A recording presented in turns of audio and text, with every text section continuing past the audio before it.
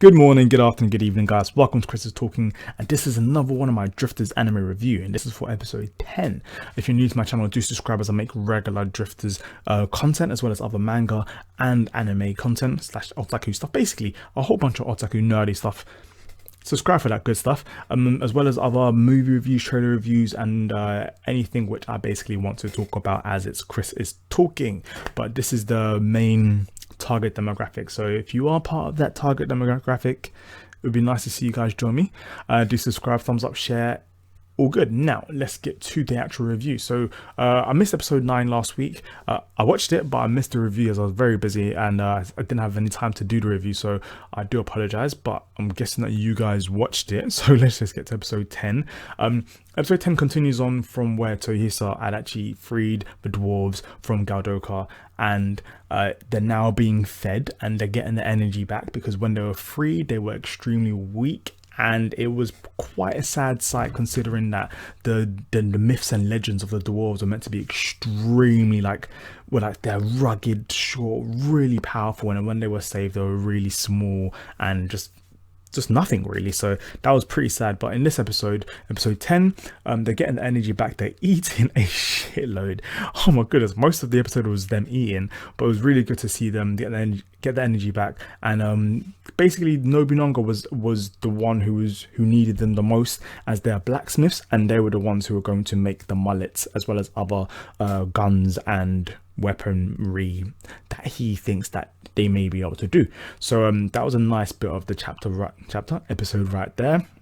Other things that were really cool was in this episode we got to have quite a bit more characterization for the Black King, as he actually had a bit of a screen time right at the beginning. It was kind of crazy, because it was like, we find out that he's not really that evil. What he's actually doing isn't bad, because he's actually looking to make the demi-humans and he's trying to build a civilization out of the demi-humans, and a civilization that rivals that of the current humans that are going on right now, because he just thinks that they're nothing. So it's not like he wants to take over the world and destroy the world. He just wants to take over the world and destroy the humans. And from the way he was speaking and all the signs and stuff that were given in this episode, he is blatantly Jesus.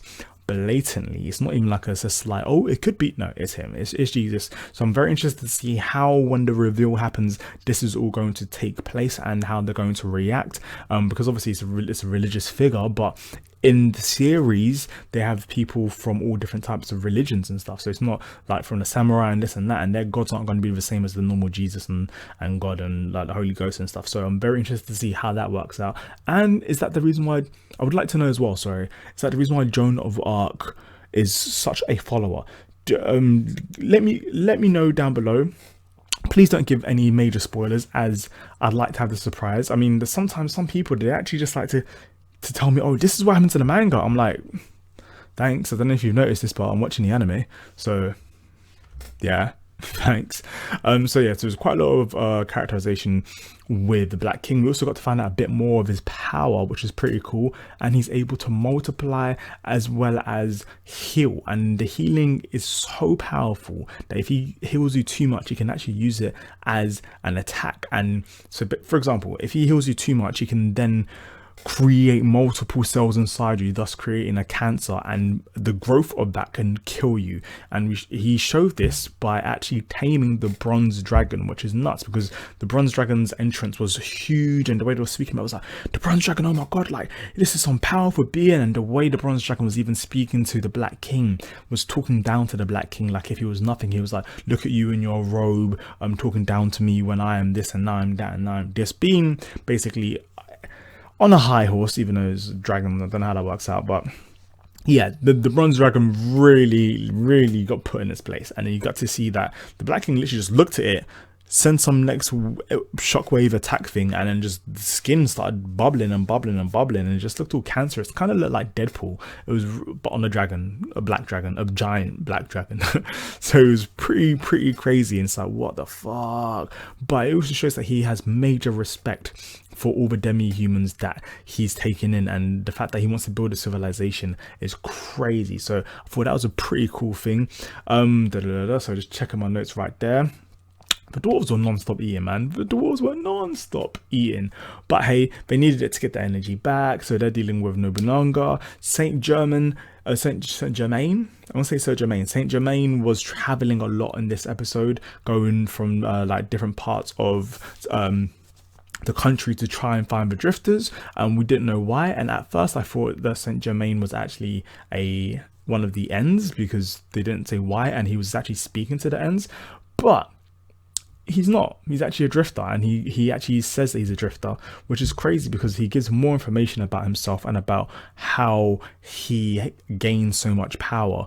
And then when he in the discussion that he actually ends up mentioning that his father, not his father like father, but father as in like our leader, was Adolf Hitler, and Adolf Hitler was the person who actually created the Orte Empire. That is crazy, and Adolf Hitler was a drifter. What? This is nuts, because now if you think about it, Adolf Hitler was obviously a fucking bad guy in the real world, but Jesus was a actual good guy in the real world. And in this series, they're like totally swapped, and they're the total exact opposite of what they should be. It's kind of like, what is going on here? I'm very interested to see where this goes. I like a bit of controversy. I like to see where this is going to go, and this also leads me to kind of think about Nobunaga, and is he going to end up turning into a bad guy at the end? Is he going to end up being one of the ends at the very end? Because he's becoming more and more sinister as the series has been going along. I mean, he's always been like a shady kind of character, and we don't always know what he's thinking. But in this episode, once he found out how fast the dwarves can make their weapons, and he thought at first when they said they can make 10 weapons, I think he was thinking maybe 10 weapons a week. But once they mentioned a day, the look on his face, he was like, what? He was so fucking excited. It was crazy. And so this is all kind of leading me to think that like maybe they can switch sides. Maybe there isn't a good or a bad side. Maybe the whole point of the series is for us to kind of see their story and let us be the judge. Obviously, like if you really look at it, Toyohisa, Nobunaga, and Koichi, they've done a whole bunch of murdering.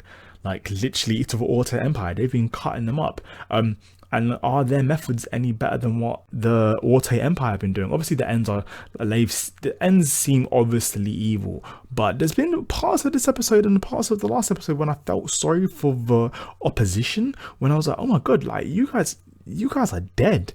Like your head is going to be chopped off. And I feel like they've been showing us this point quite a few times since the beginning of the series. What I do want to, I want to give a shout out to Tomoboy75. 2 weeks ago in my last review, I actually asked if anybody knew how many episodes this series is going to be, and I'm going to guess it's a boy, but it could be a girl. You never know. It's 2016.